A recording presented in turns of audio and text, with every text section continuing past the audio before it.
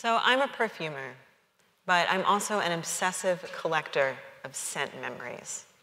And for the last year, I've written surveys and emails and interviewed people from all over the world in an effort to answer some pretty burning questions about what it is that I do, which are, is the sense of smell even important? And does it matter? And if we don't take it seriously, if we think of it as something decorative, does that matter? So I basically followed these memories like breadcrumbs. And what I found really fundamentally changed the way that not only that I approach my work, but the way that I see the sense of smell and its importance in our lives. And so I'd like to start by sharing with you one of these memories that I received from a 40-year-old woman. And she said, the day after my 13th birthday, my mother died of cancer. And outside of her bedroom window, my father planted a lilac bush. It was her favorite flower. And later on, when I was in my 20s, I was going through a really difficult time. And as I lay there on my bed, crying, I started to smell the scent of lilacs. And she said it was impossible. There were no flowers around me. There were no flowers outside of my apartment. But in that moment, it was as if my mother was holding me to her again and telling me everything was going to be okay. And I cried when she told me this, because we all have memories like this. And doing this research has made me realize that. Memories that are big and sad, or beautiful and joyful, about things, people, and experiences that mean something to us and that can be brought back in an instant with one single breath. So let's get into the mechanics of this a little bit. And it's a really old perception that humans have a poor sense of smell. I'm sure we've all heard this. And that's true from one perspective. We do, in relation to animals, have fewer olfactory receptor genes. But what science is starting to support is that we actually have a fairly advanced sense of smell. The sheer number of genes doesn't really predict olfactory prowess. But what happens when we smell something? Well, when we smell something, our brains process this in a really unique way.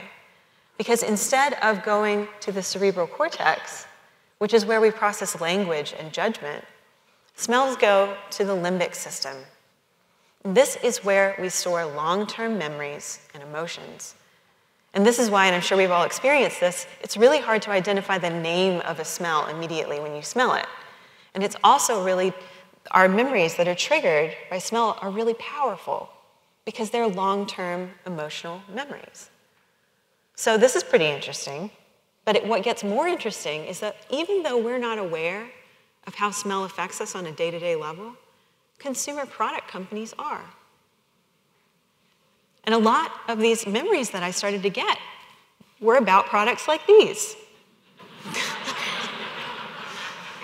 So one man's story was about the first time that his girlfriend came to visit him when he was only 19 years old. And he said, when she visited, she had this very specific smell about her, and I'll never forget it. And it reminded me, even after she left, how much she loved me. Well, what was the smell that he'll never forget? It was Tide detergent. So, okay, no shame. How many of us use or have a scent memory associated with Tide? I have one too, it's okay. Yeah, okay, a lot of us, right? That is because Tide is the best-selling detergent in the US by a margin of more than 2-1.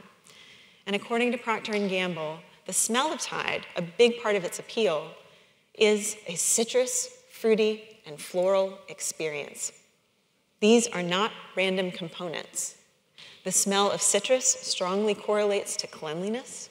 Sweet, fruity smells increase feelings of comfort, and floral scents evoke maternal love and care. So this is a powerful combination of factors that they're hitting on here. Here's another memory from a 54-year-old woman. And she said, the other day at the grocery store, I ran into this person with this very familiar smell. And it really brought back my childhood, and I had to think for a minute, but I realized it was Downy fabric softener. And my mother always used Downy when I was growing up, and it made me think of her and how she kept everything so nice and clean. What do you think of when you think of clean? Do you think of taking care of the people you love, taking care of your belongings? Well, the smell of clean and the idea of moral character are so inextricably linked that it can actually make us behave better if we're placed in environments that smell like cleaning products.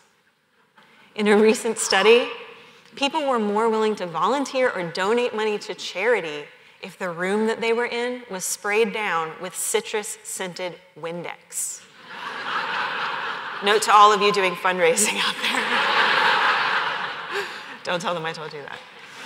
So obviously this started to make me think of these things very differently.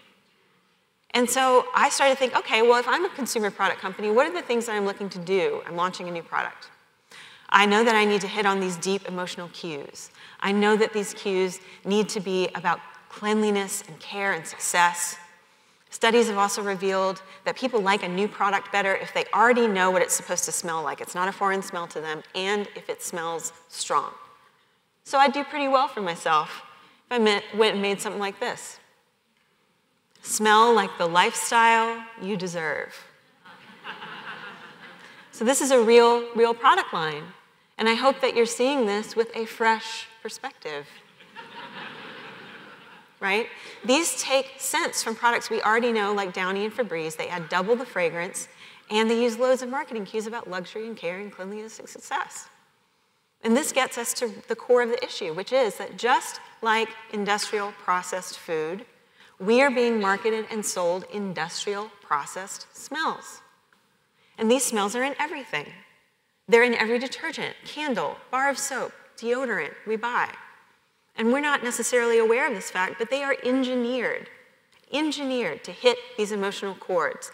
They are engineered to play on our insecurities and our longings, and most importantly, they are engineered to cover up everything else. So what happens when, like the Febreze campaign slogan, Febreze for everywhere you breathe, what happens when everywhere you breathe smells like Febreze? These products are creating our memories. They're shaping our behavior. They're catalyzing our brains to want more of the same homogeneous smells over and over again. In fact, when you smell one of these products you identify with, your brain is lighting up in the area responsible for reward recognition. This is the area that lights up in drug users when they're anticipating using their drug of choice. I don't believe that things have to be this way. I think when you know how powerful your sense of smell is, you have the right to question these smells. You have the right to ask, do they have the unique capability to create your core memories? Do they nourish you? Do they have the authenticity of your life? Or are they covering them up? So, as our last breadcrumb, I'd like to leave you with a scent from the writer Pat Conroy that inspired him to write all of his works. And he said, I would say, breathe. And you would breathe and remember that smell for the rest of your life. The bold, fecund aroma of the tidal marsh, exquisite and sensual. The smell of the South in heat, like new milk and spilled wine, all perfumed with seawater. Thank you.